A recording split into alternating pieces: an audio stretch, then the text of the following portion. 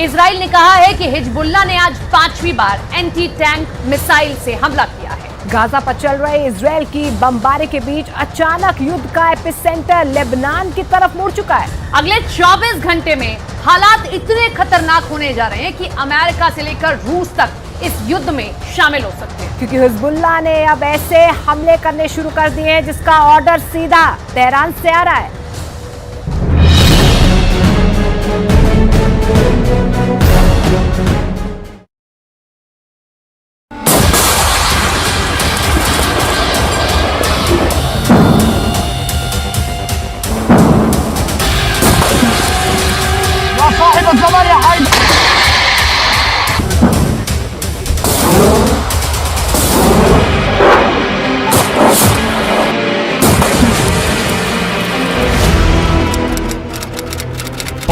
अक्टूबर 2023 Hezbollah एक के बाद एक कई मिसाइल फायर करता है।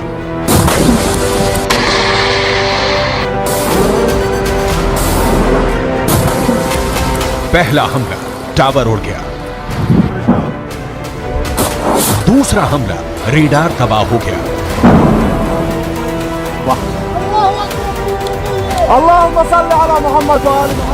तीसरा हमला एक और अड्डा तहस नहस हो गया।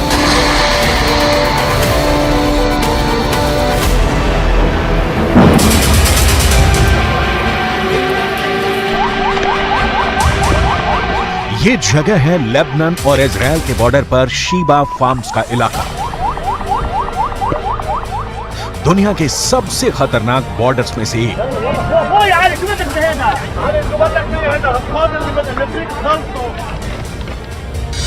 और यहां बने हैं इजराइल के 5 बहुत ही खतरनाक अड्डे। अड्डा नंबर 1, अड्डा नंबर 2, अड्डा नंबर 3, अड्डा नंबर 4, अड्डा नंबर 5। ये जगह गोलान की पहाड़ियों के उत्तर में है और यहाँ पहाड़ों की ऊंचाई 1500 मीटर तक है। नीचे लेबनान का इलाका और यहीं से अटैक लॉन्च किया गया। इस ग्राफिक से समझ सकते हैं इस इलाके की टोपोग्राफी, कौन कहां मौजूद है, कौन सा इलाका किसके पास है।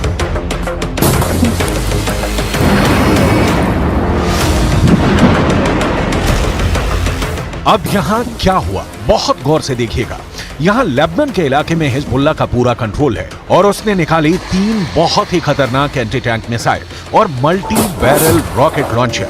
ये मिसाइल ईरान से सप्लाई की जाती रही है और ऐसी मिसाइलों का हिजबुल्लाह के पास बहुत बड़ा जखीरा है।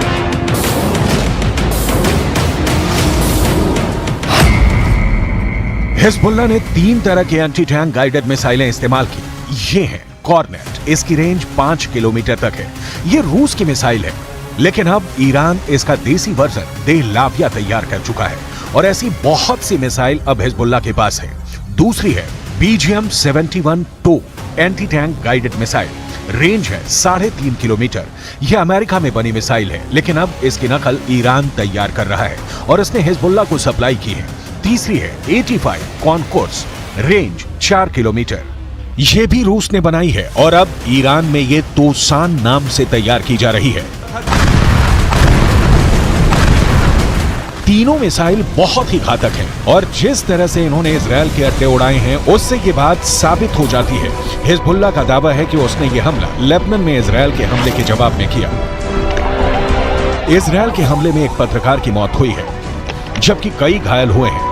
इस वीडियो में देखा जा सकता है कि कुछ पत्रकार घायल हालत में हैं और पास ही एक गाड़ी जल रही है। इजराइल पर इस हमले का आरोप लगा है।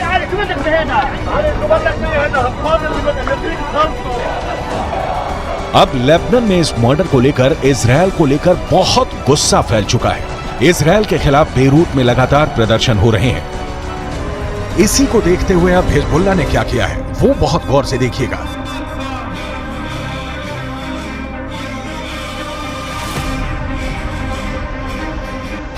सबसे पहले इजराइल का अड्डा नंबर 1 शतुला इलाके में बने इस अड्डे पर हिजबुल्लाह ने किया पहला हमला। हिजबुल्लाह ने कॉर्नेट मिसाइल से अटैक किया जो सीधा जाकर इजराइल का एक टावर उड़ा देती है। हिजबुल्लाह की ये रेंज देखकर इजराइल के कैंप में खलबली सी मच गई, क्योंकि निशाना भी बिल्कुल सटीक लगा और टावर पूरी तरह से तबाह हो गया। इसके बाद टारगेट बना इजराइल का अड्डा नंबर 2, ये भी शतुला इलाके में है और यहाँ हिजबुल्लाह ने किया दूसरा हमला। इस बार हिजबुल्लाह ने BGM-71 tow anti tank guided missile का इस्तेमाल किया। अमेरिका में बनी यह मिसाइल इतनी सटीक है कि इसने ठीक रेडार स्टेशन को तबाह किया। ऐसा निशाना देखकर कोई भी दुश्मन डर जाएगा। इसके बाद टारगेट बना इजरायल का अड्डा नंबर 3। यह भी शतुला इलाके के करीब है और यहां हिजबुल्लाह ने किया तीसरा हमला। इस बार हिजबुल्लाह ने concourse anti tank guided missile fire की। रूस की यह वायर गाइडेड मिसाइल भी इजरायल के एक ठिकाने को खत्म कर देती है। इसके बाद चौथे और पांचवें अड्डे पर भी हिजबुल्लाह अपनी बाकी मिसाइलों और मल्टी बैरल रॉकेट लॉन्चर से हमला करता है और उनका भी वही हश्र होता है जो बाकी अड्डों का हुआ है। हिजबुल्लाह का दावा है कि इन हमलों में इजरायल को भारी नुकसान हुआ है और उसके कई सैनिक भी मारे गए हैं। צה"ל הגיב בירי והשמיד עמדות חיזבאללה ואת מקור האש.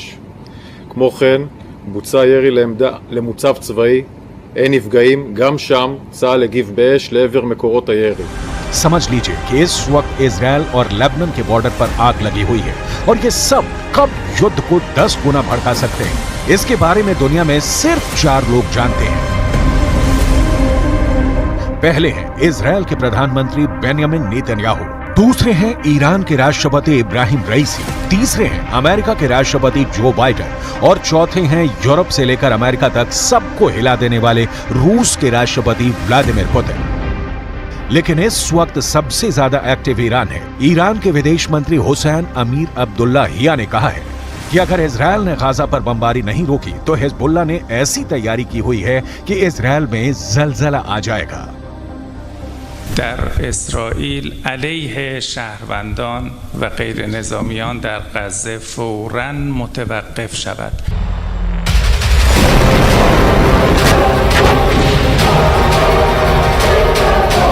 ईरान के विदेश मंत्री ने 48 घंटे में वो कर दिखाया है जिसका तेल अवीव से लेकर वाशिंगटन डीसी तक खौफ फैला हुआ है। इजरायल को लेकर ईरान की वॉर डिप्लोमेसी इस वक्त युद्ध के कई फ्रंट खोल चुकी है। सऊदी अरब के क्राउन प्रिंस मोहम्मद बिन सलमान से ईरान के राष्ट्रपति इब्राहिम रईसी की बातचीत के बाद 48 घंटे में ईरान के विदेश मंत्री ने इराक का दौरा किया, वहां के राष्ट्रपति से मिले। ईरान के विदेश मंत्री ने सीरिया जाकर वहां के राष्ट्रपति से मुलाकात की। हुसैन अमीर अब्दुल्लाहिया फिर लेबनान गए और हिजबुल्लाह की लीडरशिप से मिले। इसके बाद वो कतर आए और वहां के विदेश मंत्री से मीटिंग करने के बाद हमास की लीडरशिप यानी इस्माइल हानिया से मुलाकात की। सवाल है कि क्या 48 घंटे के अंदर ईरान और इजरायल के बीच बड़े युद्ध की तैयारी हो चुकी है?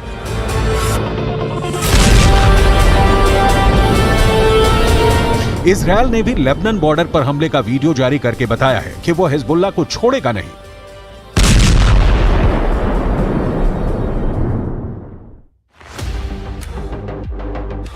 लेकिन अपनी ताकत दिखाने के लिए हिजबुल्लाह ने अपने वीडियो वायरल करने शुरू कर दिए हैं। हिजबुल्लाह के इस वीडियो में बताया जा रहा है कि वो इजरायल पर हमले के लिए तैयार है।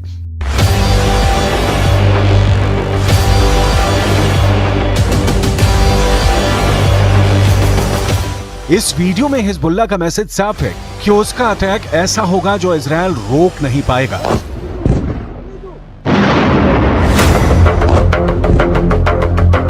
इस वीडियो में हिजबुल्लाह का मिलिशिया कमांडो ऑपरेशन की तरफ इशारा कर रहा है। इस वीडियो में हिजबुल्लाह बता रहा है कि उसके कमांडो मोटरसाइकिल पर आएंगे और इजरायल की सेना भागती हुई नजर आएगी।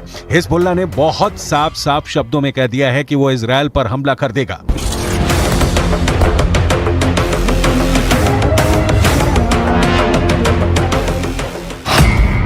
अगर इजरायल की सेना फिलिस्तीन के गाजा में घुसी तो वो उत्तरी सीमा की तरफ से इजरायल पर चढ़ाई कर देगा। इजरायल और लेबनान के बीच करीब 130 किलोमीटर लंबा बॉर्डर है और यहाँ संयुक्त राष्ट्र की शांति सेना तैनात रही है। इसमें भारत की फौज भी शामिल है। इस वक्त इजरायल को गाजा से ज्यादा इस बॉर्डर की टेंशन है, क्योंकि अगर इजरायल गाजा में घुसा तो हिजबुल्लाह उत्तर की तरफ से इजरायल पर हमला बोल देगा। Fighters fired an anti-tank missile towards Israeli troops. There was a short battle and the situation eventually calmed down. Afterwards, Hezbollah sent drones into Israel and also fired surface-to-air missiles against an Israeli aircraft. All of those two attempts were successfully intercepted by the IDF, but the situation on the northern border remains very tense, and we are monitoring the activities of Hezbollah very closely with additional enhanced capabilities in the north, prepared for any eventuality that may happen. दक्षिण Lebanon और उत्तरी Israel के बीच जो border है वहां तनाव बहुत ज्यादा है। यहां अफरा तफरी के बीच खामोशी है जो तूफान से पहले देखी जाती है। इसलिए यहां के लोगों को भी पता है कि बहुत जल्दी युद्ध का एपिसेंटर गाजा से निकलकर लेबनान तक पहुंच सकता है। यहां तैनात संयुक्त राष्ट्र की सेनाएं भी अलर्ट मोड पर हैं। लगातार पेट्रोलिंग हो रही है। इजराइल की सेना ने अपना गोला बारूद तैयार रखा हुआ है। तोपों से जो गोले फायर किए जाएंगे वो पहले से ही रेडी मोड पर रखे गए हैं। इजराइल की रिजर्व फोर्स भी आसपास के इलाकों में तैनात की जा रही है। ये हमवी गाड़ियां हैं जो लगातार यहां तक फौज पहुंचाने में लगी हुई हैं। 2006 के बाद इस बॉर्डर पर इससे ज्यादा तनाव नहीं देखा गया और अब हिजबुल्लाह की वार्निंग के बाद सबकी नजर ईरान पर भी है और उसके एक दोस्त सीरिया पर भी है।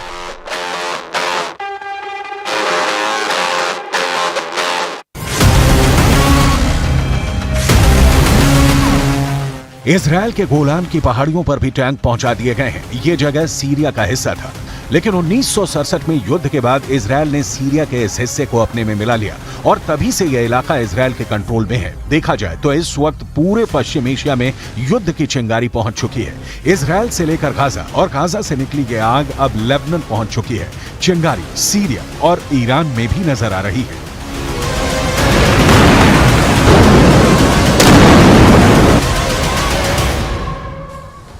इस वक्त अमेरिका का एक और एयरक्राफ्ट कैरियर इजराइल की सपोर्ट के लिए रवाना हो चुका है। पहले जेराल्ड फोर्स और अब आइजनहावर अमेरिका का एक्शन बता रहा है कि वो ईरान और हिजबुल्लाह को हर हाल में रोकने वाला है। अमेरिका ने अपना दूसरा एयरक्राफ्ट कैरियर तब भेजा है जब ईरान ने दो टूक शब्दों में कहा है कि इजराइल ने गाजा पट्टी में हमले नहीं रोके तो वो भी युद्ध में उतरने के लिए तैयार है।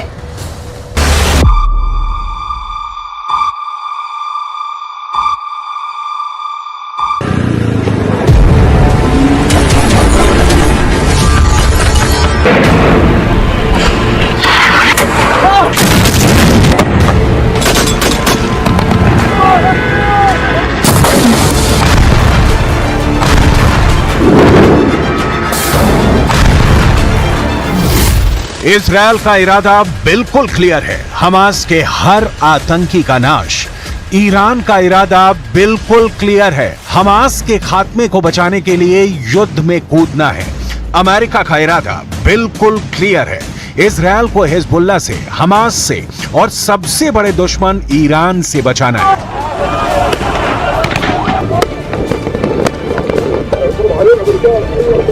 मामला फंस गया है। इजराइल फिलिस्तीन युद्ध का फंदा अब ईरान और अमेरिका के गले में भी फंसता जा रहा है।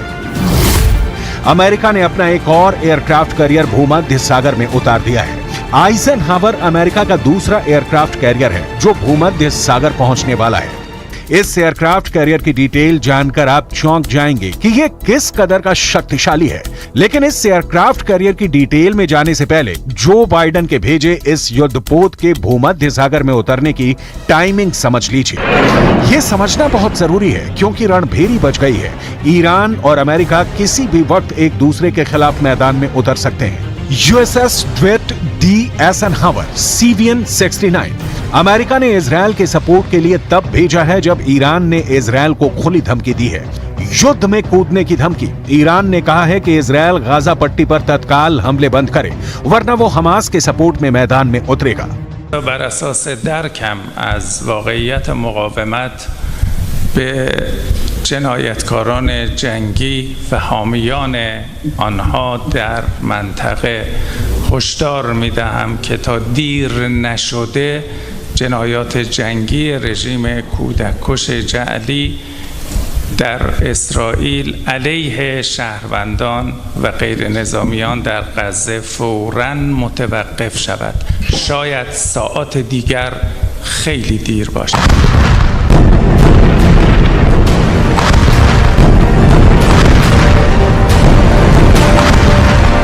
लेबनान में हिजबुल्लाह को ईरान का समर्थन हासिल है और यही हिजबुल्लाह जब गाजा पट्टी से हमास ने इजरायल पर हमला किया तो दूसरी ओर से इसने भी इजरायल के खिलाफ रॉकेट दागने शुरू कर दिए। हिजबुल्लाह ने दावा किया है कि उसके लड़ाकों ने विवादित क्षेत्र में 5 इजरायली आउटपोस्ट पर हमले किए हैं। तो इस वक्त इजरायल चारों तरफ से घिरा हुआ दिख रहा है। अमेरिका का मदद के लिए पहुंचना भी तय माना जा रहा था। आपको आगे दिखाएंगे कि इजरायल के सपोर्ट में अमेरिका ने सिर्फ समंदर में युद्धपोत नहीं उतारे हैं, बल्कि आसमान में भी पहरा कैसे सख्त कर दिया है। लेकिन उससे पहले ईरान के विदेश मंत्री का एक और वक्तव्य सुन लीजिए, क्योंकि ईरान क्या करने जा रहा है। من دریافتم که با توجه به سناریوهایی در مقابل حزب الله هر گونه اقدامی یک زلزله بزرگ علیه صهیونیست‌ها خواهد بود. ईरान की इसी बोली वाणी का रिएक्शन भूमध्य सागर में दिख रहा है, जब अमेरिका के 2 एयरक्राफ्ट कैरियर इजरायल के खिलाफ किसी भी हमले का मुंह तोड़ जवाब देने के लिए लगभग तैयार खड़े हैं। जेराल्ड फोर्ड पहुंच चुका है और आइजनहावर पहुंच रहा है। आइजनहावर स्ट्राइक किस्म का युद्धपोत है जो परमाणु हथियार, अत्याधुनिक फाइटर जेट और रेडार सिस्टम से लैस है। अमेरिका की इसके जरिए हिजबुल्लाह या ईरान को चेताने की कोशिश है।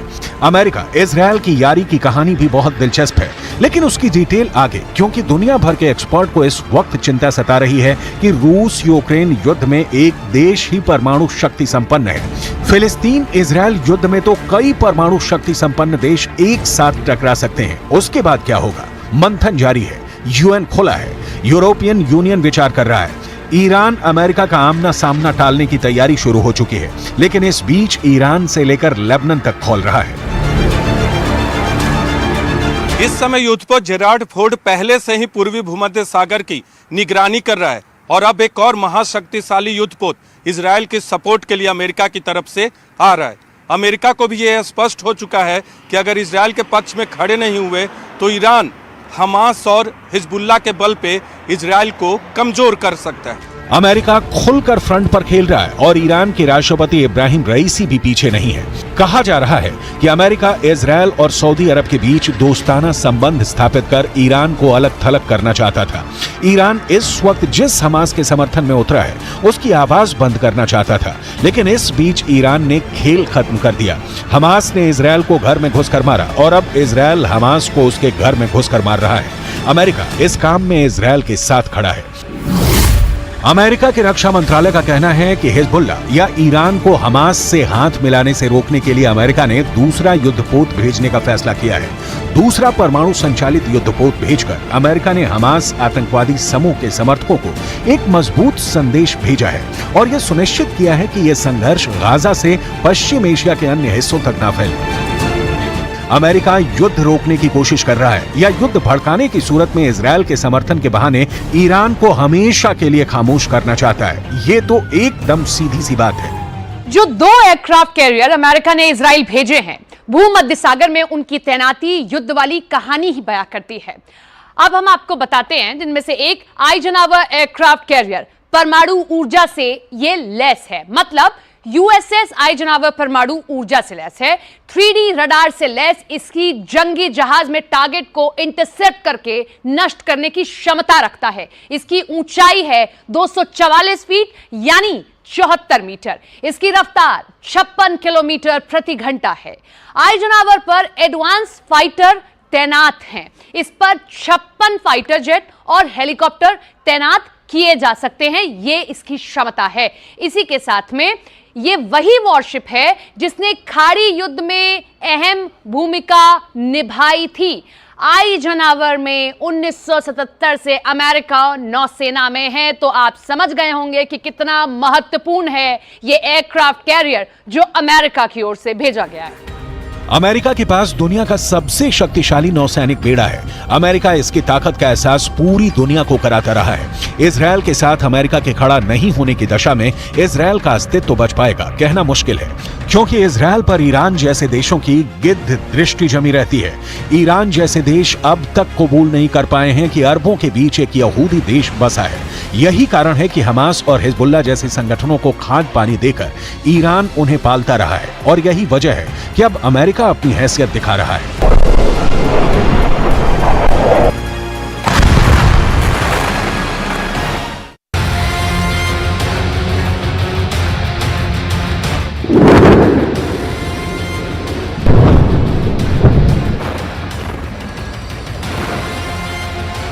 एयरक्राफ्ट कैरियर आइजनहावर के पहले अमेरिका ने जेराल्ड फोर्ड को भूमध्य सागर में उतारा। इसके बारे में हम आपको बताते हैं। परमाणु ऊर्जा से चलने वाला जेराल्ड फोर्ड 76 मीटर ऊंचा है। इस तरह इसकी ऊंचाई दिल्ली के कुतुब मीनार की 73 मीटर से ऊंचाई से भी ज्यादा है। अब आप अंदाजा लगाइए कितना ऊंचा ये रहा है।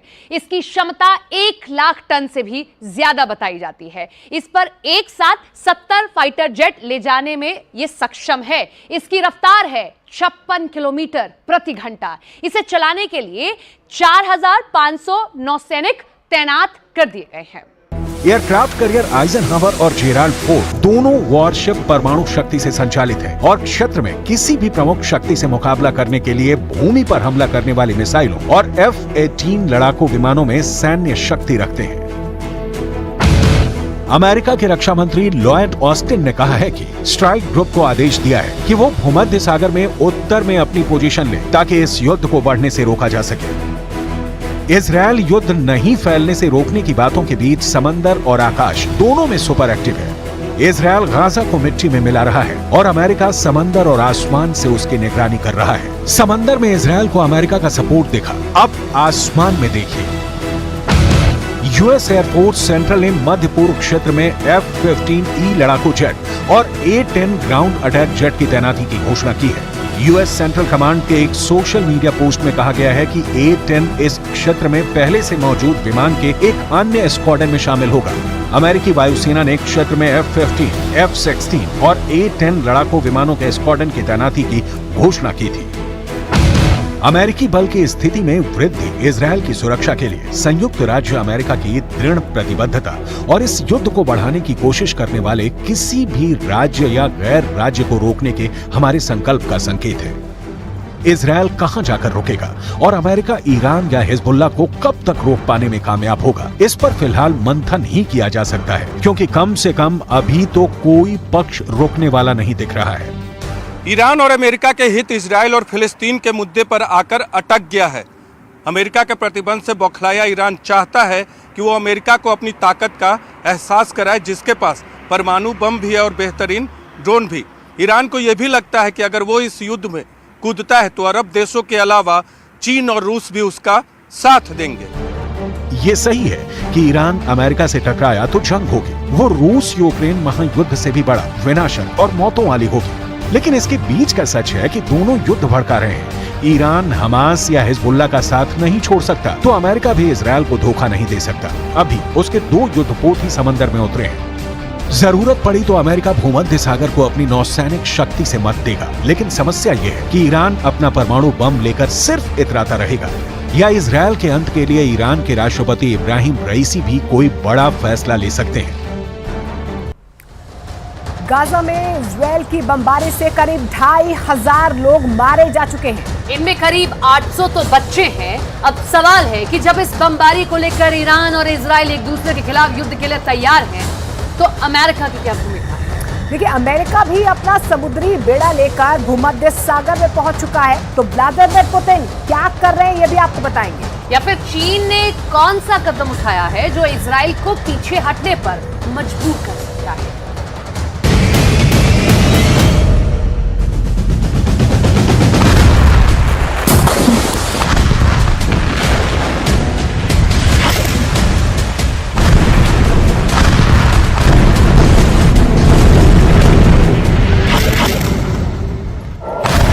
गाजा का जमीनी महायुद्ध छेड़ने वाला है।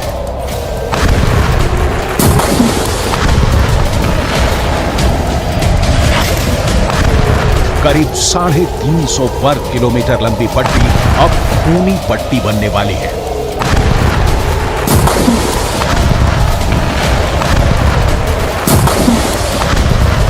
और इसीलिए इजरायल के प्रधानमंत्री बुलेट प्रूफ कवच पहनकर खुद आर्मी के कैंप में पहुंच गए। नेतन्याहू इजरायल के सैनिकों से मिले, कमांडर से मिले और उनसे कहा कि युद्ध की तैयारी पूरी कर लो, महासमर का वक्त आ गया है। अब अगले चरण में गाजा पट्टी के अंदर घुसकर हमास को चुन चुन कर मारने की बारी आ गई है।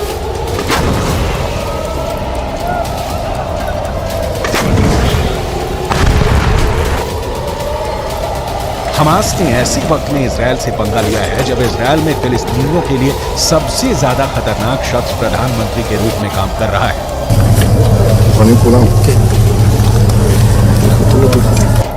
और यही इस वक्त नजर भी आ रहा है। फिलिस्तीन और अरब देशों के अखबार गाजा पट्टी की जो खबरें छाप रहे हैं उसके मुताबिक अब तक गाजा पट्टी के अंदर करीब 2500 से ज्यादा लोग मर चुके हैं। गाजा पट्टी के अंदर अब तक 700 से ज्यादा बच्चे मर चुके हैं। 450 से ज्यादा महिलाएं मर चुकी हैं। कई अरबी भाषा के अखबार दावा कर रहे हैं कि जितने लोग भी गाजा पट्टी के अंदर मारे जा रहे हैं उनमें से 66% महिलाएं और बच्चे हैं।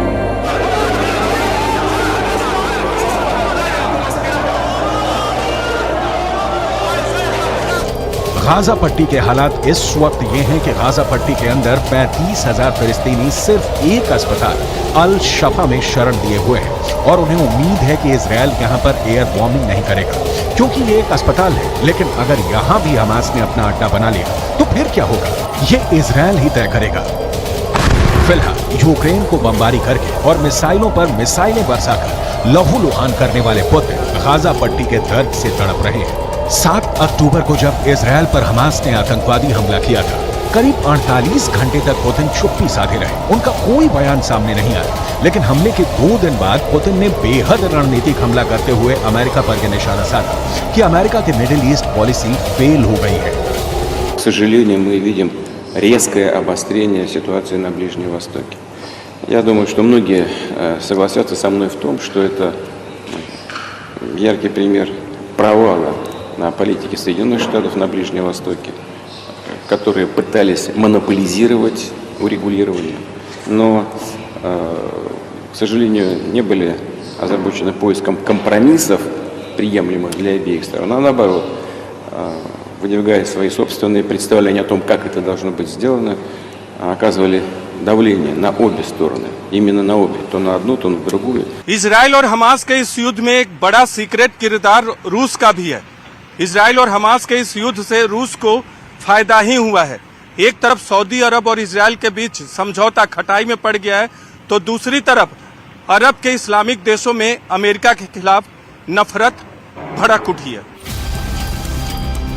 लेबनान में हजारों लोग सड़कों पर उतरकर इजरायल के खिलाफ नारे लगा रहे हैं। जॉर्डन में 70,000 लोग अमान में उस वक्त सड़कों पर उतर आए जब अमेरिका के विदेश मंत्री एंटनी ब्लिंकन जॉर्डन में ही मौजूद थे। इसी तरह तुर्की में भी जमकर विरोध प्रदर्शन हुए हैं। इजिप्ट में भी ये आग सुलगी हुई है और इसीलिए अमेरिका के विदेश मंत्री को मेहनत करनी पड़ रही है। मिडिल ईस्ट में भागा दौड़ी करनी पड़ रही है। जॉर्डन, कतर, सऊदी अरब और संयुक्त अरब अमीरात के दौरे पर अमेरिका के विदेश मंत्री एंटनी ब्लिंकन जा चुके हैं और अब एक कदम आगे बढ़ाते हुए बेहद कूटनीतिक तरीके से पुतिन ने इजरायल पर निशाना साधते हुए कहा है कि इजरायल पर हमला हुआ है। हमला जरूर गलत है, लेकिन गाजा पट्टी पर अंधाधुंध बमबारी भी गलत है। इस वक्त सबकी नजर इजराइल की आर्मी से ज्यादा उसकी एयरफोर्स पर टिकी है। इजराइल ने पिछले कुछ वर्षों में ऐसे फाइटर जेट अपनी वायु सेना में शामिल किए हैं जिसकी टक्कर का कोई जहाज पूरे पश्चिम एशिया में नहीं है। कहा जा रहा है कि इसी वजह से इजराइल ने अब ऑपरेशन फोकस 2 की तैयारी कर ली है।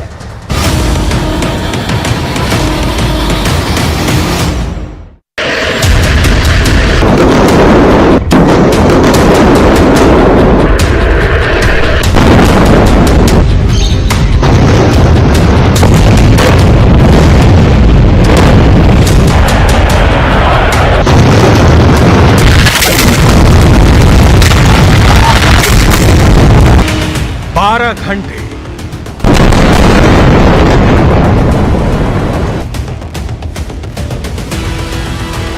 18 घंटे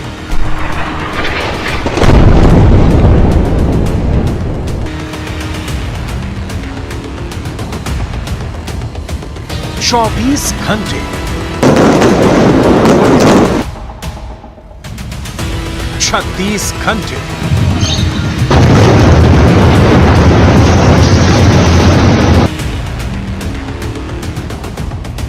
48 घंटे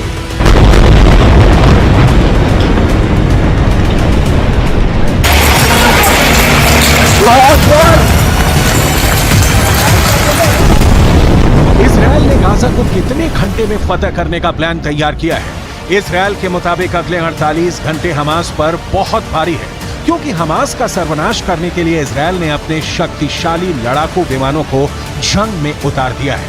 गाजा की तबाही की जो तस्वीरें सामने आ रही हैं, उससे ये बात शीशे की तरह साफ हो गई है कि इजरायल के लड़ाकू विमानों ने गाजा का सर्वनाश शुरू कर दिया है।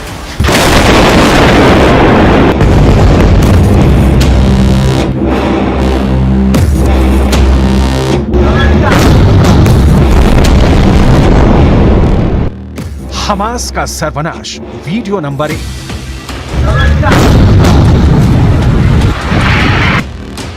हमास का सर्वनाश, वीडियो नंबर 2।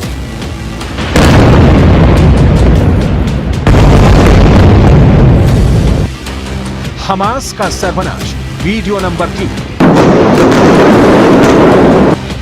हमास का सर्वनाश, वीडियो नंबर 4।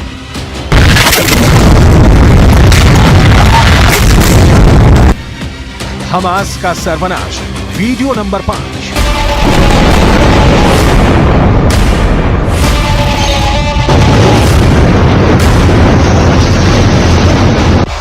ये 5 वीडियो तो बस बानगी है। इजरायल के लड़ाकू विमान लगातार गाजा पर कहर बरपा रहे हैं। हमास से इंतकाम के लिए इजरायल ने अपने ताकतवर लड़ाकू विमानों को जंग में उतार दिया है। हमास के लड़ाकों को ढेर करने के लिए इजरायल के फाइटर जेट पूरी तरह एक्शन मोड में है। इजरायल के एयर स्ट्राइक से गाजा का बुरा हाल है। इजरायल के लड़ाकू विमान अपनी पूरी ताकत से हमास पर बड़े बड़े हमले कर रहे हैं। हमलों से कई मंजिलों की इमारतें ताश के पत्तों की तरह बिखर रही हैं। ऊंची ऊंची इमारतों के मलबे में बदलने में देर नहीं लग रहा।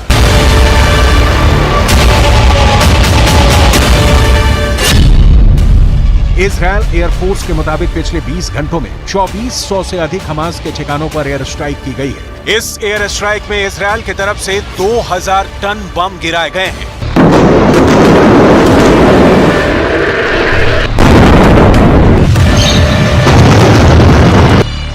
वैसे तो इजरायल के एयरफोर्स के पास जंगी हवाई जहाजों का बहुत बड़ा बेड़ा है, लेकिन उसका सबसे शक्तिशाली लड़ाकू विमान F-16IS है, जो F-16 का इजरायली मॉडल है। इजरायल की वायुसेना 2000 से ही इन लड़ाकू विमानों का इस्तेमाल कर रही है। इन 23 वर्षों में इजरायल के पायलट को F-16 से दुश्मन देश को मलबे में बदलने की महारत हासिल कर ली है। F-16 की गिनती दुनिया के सबसे सुरक्षित और भरोसेमंद लड़ाकू विमानों में होती है। दावा किया जाता है कि अमेरिका में बना F-16 लड़ाकू विमान अगर अपने पर आ जाए तो किसी भी लड़ाई का रुख मोड़ सकता है। F-16 के इजरायली मॉडल में इजराइल के दुश्मनों को ध्यान रखकर कुछ खास बदलाव किए गए हैं, वो हम आपको बताते हैं। इसकी रफ्तार है 2414 किलोमीटर प्रति घंटा। आप अंदाजा लगाइए कितनी तेज है। और इसके साथ ही इसकी रेंज है 4220 किलोमीटर, यानी एक उड़ान से ये इतनी दूर जाकर हमला कर सकता है। यानी 4220 किलोमीटर रेंज में ये दुश्मन का सफाया कर सकता है। F-16 एडवांस हथियारों से लैस लड़ाकू विमान है। इजराइल की एयरफोर्स ने इसमें हवा से हवा में मार करने वाली मिसाइलें लगाई हैं। साथ ही साथ इसमें हवा से जमीन में मार करने वाली मिसाइलों से लैस भी इसे रखा है। ये खूबियां इसकी आपके सामने हैं। F-16 सिंगल इंजन वाला मल्टी रोल लड़ाकू विमान माना जाता है, यानी ये किसी भी तरह के ऑपरेशन को अंजाम देने में सक्षम होता है। इजराइल का ये लड़ाकू विमान 50,000 फीट तक की ऊंचाई पर जाने के लिए सक्षम है।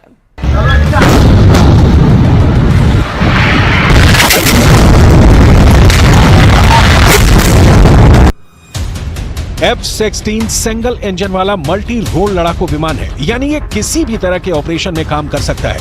दिन हो या फिर रात, गर्मी हो या फिर बरसात, अमेरिका से इजरायल को मिला ये खास लड़ाकू विमान किसी भी मौसम में बम और मिसाइलों से हमला कर सकता है। इजरायल 600 से अधिक लड़ाकू विमानों से हमले कर रहा है। साथ ही साथ 300 रॉकेट लॉन्चरों से गाजा पर बारूद की बरसात हो रही है। जंग के लिहाज से F-16 फाइटर जेट को एक विश्वसनीय और ताकतवर विमान माना जाता है। यही वजह है कि गाजा के खिलाफ हवाई हमले में इजरायल की एयरफोर्स का पलड़ा बहुत भारी है। F-16 फाइटर जेट की लंबाई 49 फीट 5 इंच और चौड़ाई 32 फीट 8 इंच है। यह एडवांस रेडार सिस्टम से लैस है। इस लड़ाकू विमान का वजन 9.2 टन है और ये एक बार में 21.7 टन वजन लेकर उड़ सकता है। ऐसा पहली बार नहीं है जब इजरायल के लड़ाकू विमानों ने रणभूमि में अपनी ताकत दिखाई है। इससे भी पहले दुनिया इजरायल के लड़ाकू विमानों का लोहा मान चुकी है। 1956 से लेकर अभी तक कैसे इजरायल के लड़ाकू विमानों ने अपना युद्ध कौशल दिखाया है, इसे आगे बताएंगे भी और दिखाएंगे भी। लेकिन उससे पहले अभी इजरायल के एयरफोर्स के सामने कितनी बड़ी चुनौती है, इसे समझना जरूरी है। फिलिस्तीन के साथ जंग में इजरायल के लड़ाकू विमानों का सामना ईरान के फाइटर जेट से हो सकता है। इजरायल के लड़ाकू विमानों को जवाब देने के लिए सीरिया के जंगी जहाज भी सामने आ सकते हैं। साथ ही अगर युद्ध आगे बढ़ गया तो मिस्र के लड़ाकू विमान भी इजरायल से लोहा लेने आसमान में मोर्चा संभाल सकते हैं।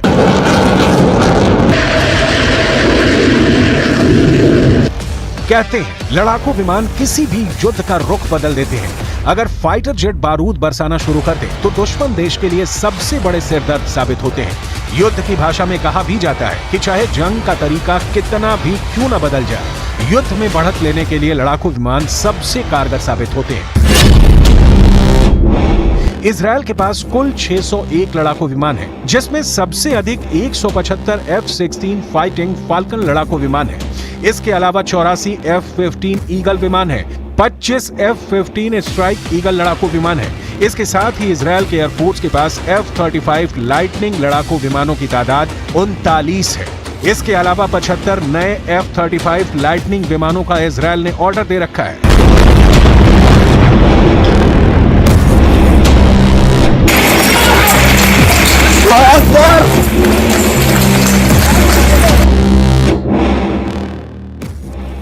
F-16 फाल्कन को दुनिया के भरोसेमंद फाइटर जेट्स में से एक माना जाता है। यही वजह है कि इजरायल के हौसले बुलंद हैं। इजरायल की वायुसेना इन विमानों से गाजा में लगातार बम बरसा रही है, मिसाइलों से हमास के ठिकानों को निशाना बना रही है। गाजा की धरती पर आई ये बारूदी तबाही इसकी गवाही भी दे रही है। इससे पहले भी इजरायल की वायुसेना जंग में अपनी ताकत का मुजाहिरा कर चुकी है। आज जो इजरायल की सीमाएं हैं वो साल 1967 में हुए उस खास युद्ध के बाद आकार ली, जिसमें इजरायल अकेला 6 दिनों तक 3 मुस्लिम देशों से लड़ता रहा। तब इजरायल ने एक साथ सीरिया, मिस्र और जॉर्डन को हराकर अपना वर्चस्व स्थापित किया था। 1967 में हुई उस जंग में इजरायल ने सबसे पहले अपने लड़ाकू विमानों से मिस्र पर एयर स्ट्राइक किया था, जिसके बाद 6 दिन तक भीषण संग्राम हुआ और मिडल ईस्ट का नक्शा बदल गया। इस बार भी इजरायल की एयरफोर्स ने गाजा के खिलाफ अपनी पूरी ताकत झोंक रखी है, जिसका साइड इफेक्ट गाजा की धरती पर साफ साफ दिख रहा है।